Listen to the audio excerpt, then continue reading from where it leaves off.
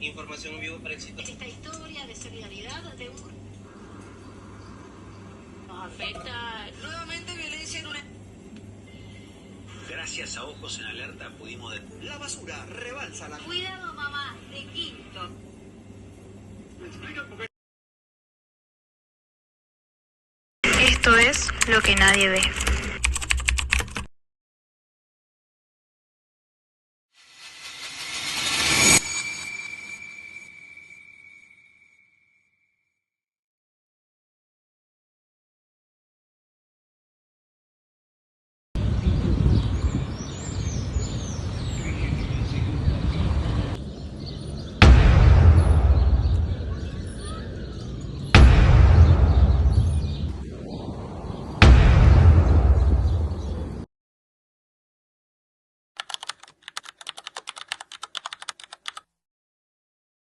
En muchas ciudades del mundo, la pobreza no solo se sufre, también se castiga. Jóvenes que viven en barrios populares son detenidos por portación de rostro, perseguidos por su forma de vestir o por el simple hecho de estar en la calle.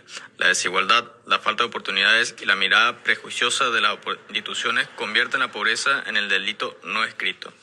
Este fenómeno tiene nombre: la criminalización de la pobreza.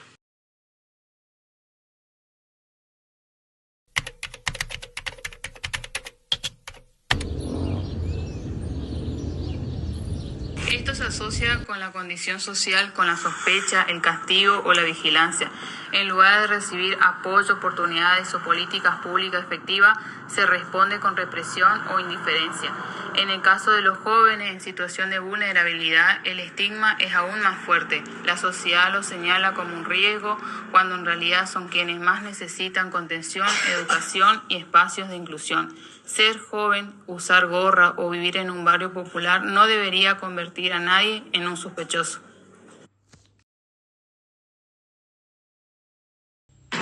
Hablar de este tema no es señalar culpables, sino visibilizar una injusticia estructural, que las mismas condiciones que generan pobreza luego se usan para justificar su castigo. La verdadera seguridad no se logra con patrulleros, sino con oportunidades. Y la verdadera justicia no se mide por cuántos son detenidos, sino por cuántos pueden vivir con dignidad.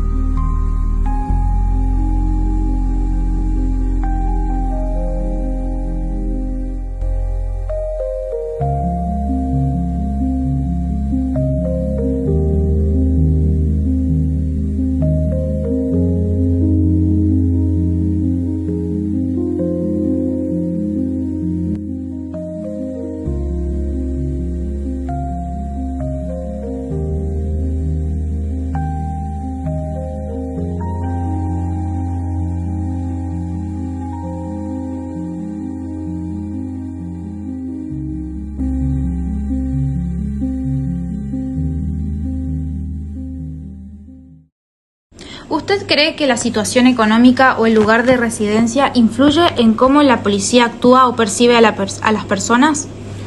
Mire, no debería influir, pero en la práctica sí pasa. Cuando uno entra a un barrio humilde, la atención es distinta. Hay más riesgo, más nervios, y eso hace que uno esté más alerta. No es por discriminar, pero sí, a veces se generan prejuicios sin darse cuenta. ¿Usted cómo definiría sospechoso? Para mí es alguien que no encaja con el entorno o que actúa raro. Si está merodeando o mira mucho o se pone nervioso al ver un patrullero. También, seamos sinceros, influye la ropa o la hora. Si lo veo encapuchado a las 3 de la mañana me llama la atención. ¿Crees que todos los ciudadanos reciben el mismo trato policial? En teoría sí, la ley es igual para todos, pero en la práctica hay diferencias. No es lo mismo parar a alguien en el centro que en una villa. A veces se asocia la pobreza con el delito, y eso no debería pasar, pero pasa. ¿Qué opinas del concepto criminalización de la pobreza? Escuché ese término, y creo que algo de verdad tiene. Muchas veces el sistema apunta a los que están abajo, porque son los que se ven. Pero también es cierto que en ciertos lugares hay más delito, y nosotros tenemos que actuar ahí. Es difícil separar la prevención de la discriminación. ¿Cómo se enseña en la formación policial a manejar situaciones con jóvenes? En la escuela nos enseñan respeto, protocolos, pero la realidad es otra. En la calle es distinto. A veces un grupo de pibes se provoca o se burla, y si no tenés experiencia, podés reaccionar mal. Falta más capacitación para manejar ese trato sin caer en la violencia. ¿Alguna vez sintió que actuó influenciado por un prejuicio? Sí, a veces uno entra al barrio pensando que algo va a pasar y después se da cuenta de que la mayoría solo está trabajando o volviendo a su casa. Pero cuando ves tanta violencia, cuesta separar las cosas. ¿Y cómo te sentís al ver que muchos jóvenes desconfían o tienen miedo de la policía? Duele, porque uno entra a la fuerza con la idea de cuidar, no de asustar. Pero entiendo que muchos pibes la pasaron mal. Nos falta recuperar la confianza, y eso no se logra con patrulleros, se logra con respeto y diálogo. Muchas gracias por su ayuda. Página 12 denuncia la situación de desigualdad y discriminación que viven comunidades pobres e indígenas en el norte de Salta. Además, describe cómo el racismo estructural y la impunidad estatal se combinan para permitir desalojos irregulares, despojos de tierras y abusos por parte de las autoridades. Se señalan casos en zonas como Tartagal, donde las comunidades originarias reclaman territorios reconocidos legalmente, pero el Estado no garantiza su cumplimiento. Además, se critica el accionar del sistema judicial, policial y sanitario que reproduce la exclusión y criminaliza la pobreza. Según las estadísticas del INDEC, el 57,4% de los niños y adolescentes viven en situación de pobreza. Esto impacta directamente en los jóvenes de barrios populares, quienes enfrentan mayores niveles de control policial, procesamiento penal y estigmatización. En la ciudad de Resistencia, el nivel de pobreza alcanzó el 76,2% en 2024. Además, la desocupación en jóvenes chaqueños de 19 a 24 años se registró en torno al 17%, lo que evidencia las barreras estructurales para el acceso a oportunidades laborales. Siguiendo la teoría marxista, la criminalización de la pobreza y de los jóvenes en situación de vulnerabilidad se entiende como una manifestación actual del conflicto de clases. Para Marx, el Estado y sus instituciones responden a los intereses de la clase dominante, por lo que el sistema no es neutral, sino un mecanismo para controlar a los sectores subordinados excluidos del acceso a empleo, educación y bienestar. La ideología juega un papel clave en este proceso, ya que las ideas dominantes justifican las desigualdades y construyen discursos que asocian pobreza con delincuencia, individualizando las causas estructurales de la exclusión. La criminalización aparece como una estrategia para gestionar las tensiones sociales producidas por la desigual distribución de la riqueza, utilizando la vigilancia y el control para mantener el orden social y disciplinar a los jóvenes pobres, considerados peligrosos más por su condición social que por sus acciones. Desde esta mirada, los jóvenes pobres no son perseguidos principalmente por sus actos, sino por su posición en la estructura económica social. Al quedar fuera del circuito formales de trabajo, consumo y educación, pasan a ser vistos como una amenaza al orden establecido, lo que legitima prácticas policiales selectivas, vigilancia constantes y una mayor probabilidad de ser detenidos, juzgados y castigados. Se crea así una imagen social donde la pobreza se asocia con peligro y la juventud marginalizada es convertida simbólicamente en el enemigo interno. Para Marx, las leyes y las instituciones del Estado no son imparciales, sino que funcionan para mantener las condiciones que favorecen a la clase dominante. En este sentido, el sistema penal actúa como un instrumento de control social dirigido hacia los sectores del capitalismo e excluye del acceso pleno de recursos, empleos y derechos. En el marco de la investigación, se realizó una entrevista a un docente universitario de la ciudad, quien aportó una perspectiva reflexiva sobre la relación entre pobreza, estigma y criminalización juvenil. Según su análisis, en nuestra sociedad persiste una asociación muy arraigada entre pobreza y peligrosidad. Señaló que los jóvenes que provienen de barrios populares suelen ser parte de mayores controles, sospechas y prácticas discriminatorias, aún sin haber cometido ningún hecho delictivo. La vestimenta, los modos de hablar o simplemente el lugar de residencia operan como marcadores sociales que habilitan el prejuicio.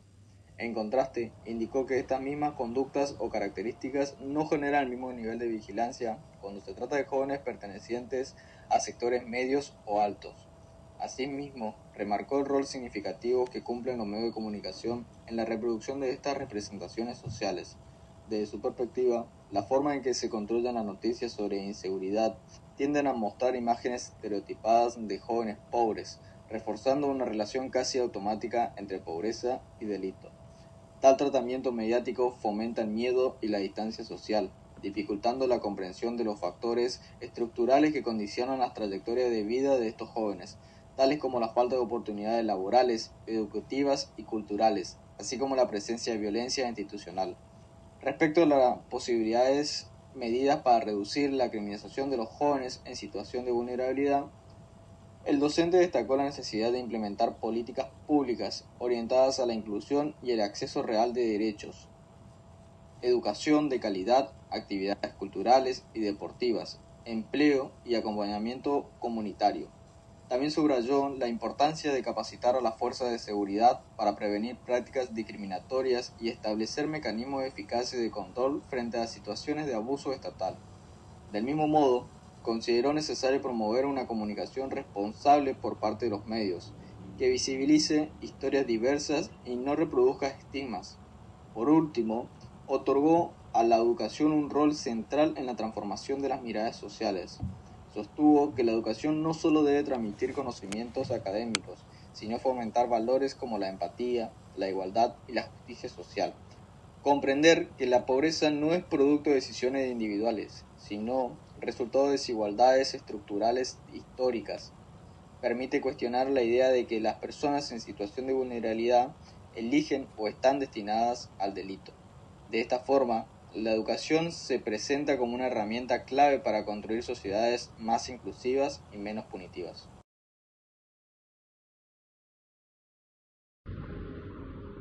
Hola, buenas tardes. ¿Le podemos hacer unas preguntas para una entrevista? Sí. Me gustaría preguntarle, ¿cómo es un día normal para usted?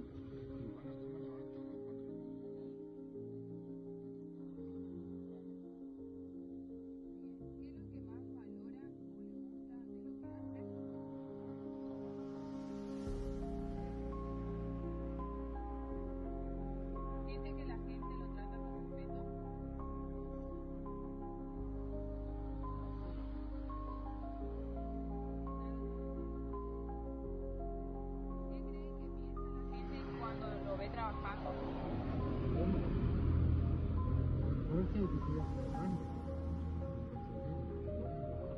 Bien. ¿Por qué piensa que algunas personas asocian la pobreza o el trabajo en la calle con la delincuencia? Sí, porque no se ve en la calle.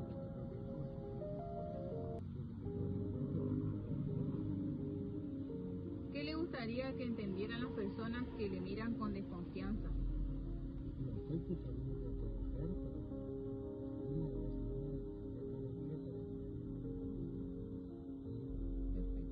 Si pudiera hablarle a alguien que le juzga sin conocerlo, ¿qué le diría?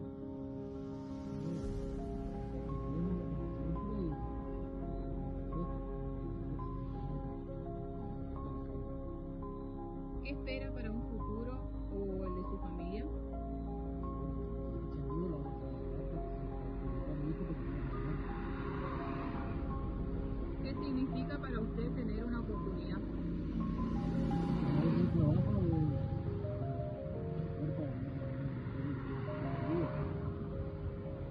¿Qué mensaje le daría a otros jóvenes que están pasando por lo mismo que usted?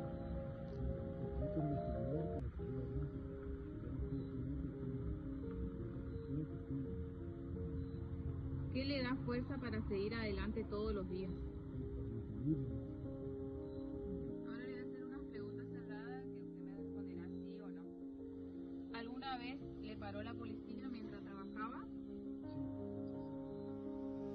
¿Le sacaron su mercadería alguna vez o su cartón, en este caso de colección? ¿Se sintió maltratado por algún agente de seguridad? ¿Sintió que la gente lo juzga por trabajar en la calle? ¿Piensa que la sociedad desconfía de los jóvenes de los barrios más humildes?